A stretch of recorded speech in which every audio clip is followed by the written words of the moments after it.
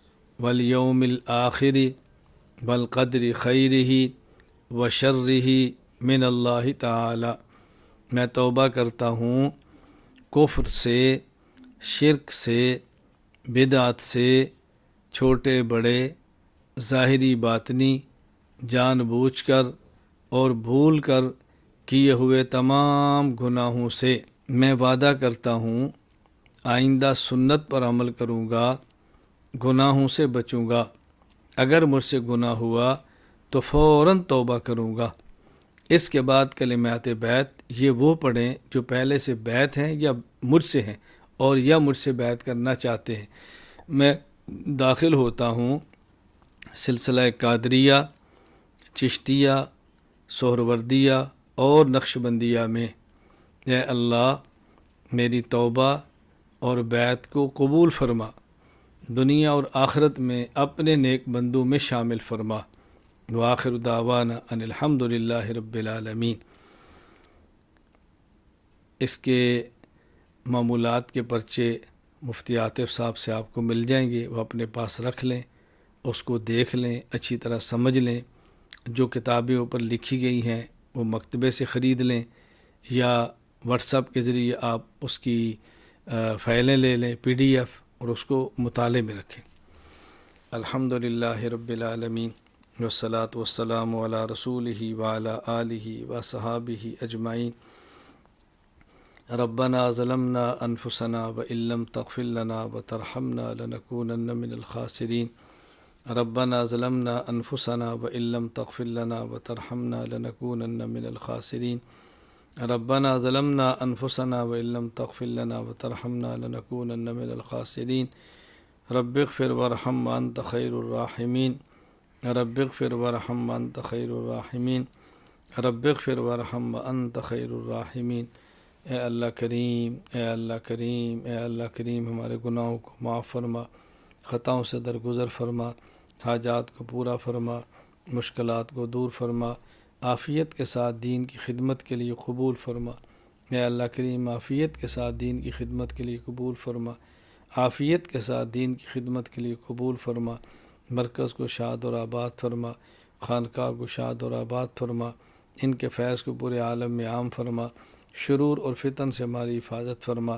اے اللہ کریم تو اپنا فضل فرما، اپنا کرم فرما، اپنی رضا کا فیصلہ فرما۔ اے اللہ اپنے نام مبارک کی لذت، حلاوت، مٹھاس اور برکت عطا فرما۔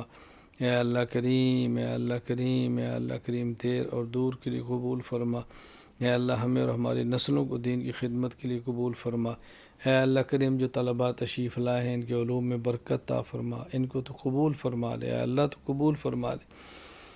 اے اللہ ہمارا خاتمہ ایمان پہ فرما، قبر کے عذاب سے محفوظ فرما، قبر کو جنت کا باغ بنا، میدان معاشر میں نامہ اعمال دائیں ہاتھ میں عطا فرما، اپنے عرش کا سایہ نصیب فرما، اپنے حبیب صلی اللہ علیہ وسلم کے مبارک ہاتھوں جام کوثر عطا فرما۔ یا اللہ، یا اللہ، اے اللہ، اے اللہ پرسرات سے بجلی سے بھی تیزی سے اے اللہ تو گزار دے۔ یا اللہ بغیر حساب کتاب کی جنت میں داخل عطا فرما۔ جو دعائیں مانگنی اپنے حبیب صلی اللہ علیہ وسلم کے صدقہ اس کو قبول فرما۔ وصلی اللہ تعالی علی رسولہ خیر خلقہ محمد وعلی آلہ وصحبہ اجمعین۔ آمین برحمتک یا ارحم الراحمین۔ السلام علیکم ورحمۃ اللہ وبرکاتہ۔